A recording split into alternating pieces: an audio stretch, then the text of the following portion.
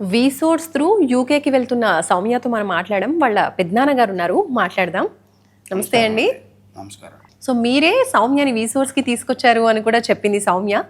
So ఏం చెప్తారు వీసోర్స్ గురించి? మేము చెప్పేదంటే ఏం లేదమ్మా, మాది మిడిల్ క్లాస్ ఫ్యామిలీ అమ్మా. ఇప్పుడు మా తమ్ముడు గారు వచ్చేపాటికి ఏలూరు జూట్ మిల్లో వర్క్ చేసేవాళ్ళు.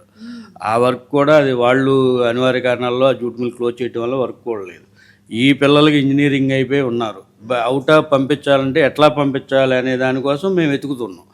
అప్పుడు మేము యూట్యూబ్ ద్వారా చూడగానే వీసోర్స్ వారి ఇంటర్వ్యూ చూసి మేము దానికి ఇన్స్పైర్ అయ్యి వచ్చి సార్ని కలిసి వారి ద్వారా ప్రొసీడింగ్స్ చేస్తున్నాం. సో ఎలా అనిపించింది వీళ్ళ సర్వీస్ కావచ్చు, మీకు స్టార్టింగ్ నుంచి కూడా లోన్ ప్రాసెస్ వీటన్నిటిలో ఎలాంటి హెల్ప్? మాకు ఆమోదకరంగా ఉందమ్మా. మాకు ఏమీ తెలియకుండా మేము వీళ్ళ నమ్మి వీళ్ళ దగ్గరికి వచ్చాము. తేజ సార్ కానీ మిగిలిన వాళ్ళు కానీ బ్యాంక్ స్టాఫ్ కానీ ఎవరైనా సరే మాకు తెలియంది ఇట్లా మీరు ప్రొసీడింగ్స్ అవ్వండి అని చెప్పి వాళ్ళు మమ్మల్ని మొబిలైజ్ చేసి ఆ లోన్ ఫండింగ్స్ కానీ మిగిలిన కానీ ఏదైనా కానీ వాళ్ళు మాకు చెప్పి చేయిస్తున్నారు.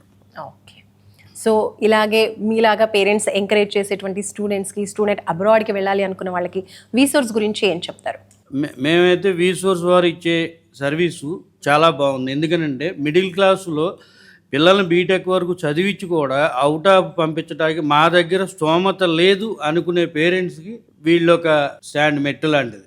సో డబ్బులు లేవు అని ఆగిపోకుండా ఫ్యూచర్ ఎడ్యుకేషన్ కోసం, అబ్రాడ్లో ఎడ్యుకేషన్ కోసం ట్రై చేస్తున్న వాళ్ళు తప్పకుండా వీసోర్స్ని ట్రై చేయొచ్చు. వీసోర్స్ని ఫాలో అయితే వాళ్ళు ఏంటంటే మీ దగ్గర డబ్బు ఉంది లేదు అనేది వాళ్ళు అక్కడ క్వశ్చన్ చేయట్లేదు.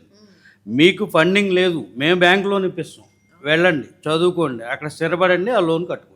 సూపర్ అండి. థ్యాంక్ యూ అండి. Thank you so much.